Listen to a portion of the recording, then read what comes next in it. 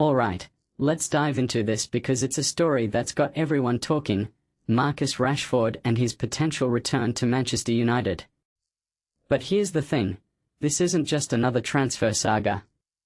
It's a narrative packed with layers of emotion, strategy, and what ifs. So, let's break it down. First off, the hook. Imagine being a player who leaves your boyhood club, shines elsewhere, and then finds yourself back where it all started, but under completely different circumstances. That's Rashford's reality right now.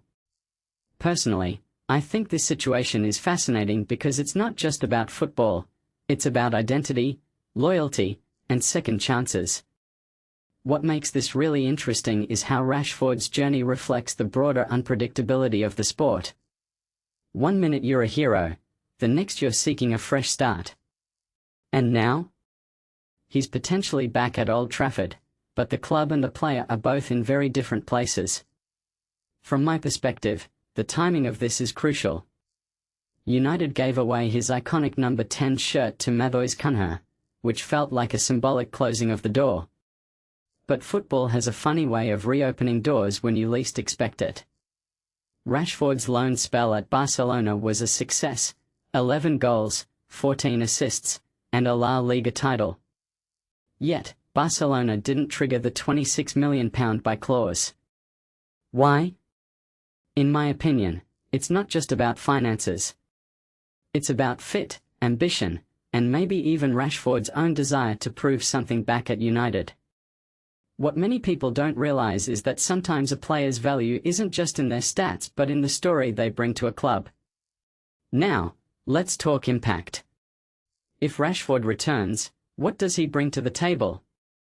On paper, he's a proven goal scorer, a versatile attacker, and someone who knows the club inside out.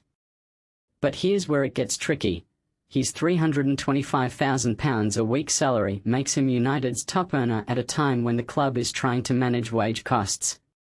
If you take a step back and think about it, this raises a deeper question: is Rashford worth the financial commitment, especially when the club is in a period of transition? Personally, I think his return could be a double-edged sword. On one hand, he's a local hero with the potential to reignite his connection with the fans. On the other, his fallout with Ruben Amorim and his previous departure suggest there are unresolved issues. What this really suggests is that Rashford's return isn't just a football decision, it's a cultural one. United is a club built on identity, and Rashford embodies that as a homegrown talent. But does he still fit into the club's vision? Michael Carrick, who's now in charge, has a history with Rashford, both as a teammate and a coach. A detail I find fascinating is that Carrick managed Rashford briefly in 2021, and the two are said to get along well. This could be a make-or-break factor. If Carrick can reignite Rashford's passion, we could see a player who's hungry to prove himself all over again. But let's not forget the fans. Many are conflicted. Some see Rashford's departure as a sign of lost love for the club, while others believe he's too talented to let go. What this really highlights is the emotional investment fans have in players like Rashford.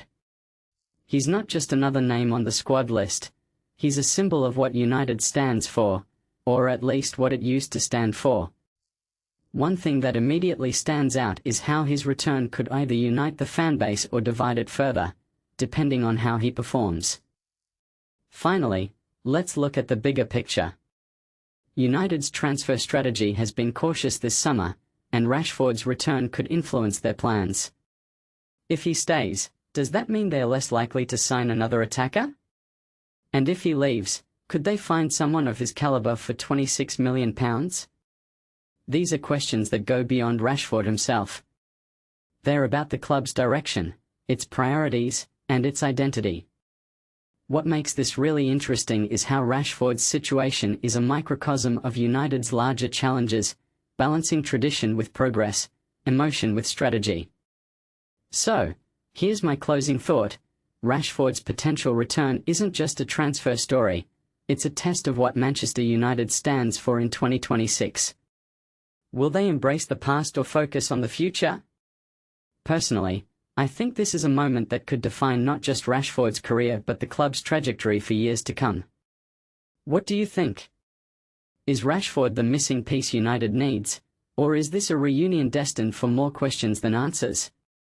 Let me know in the comments below.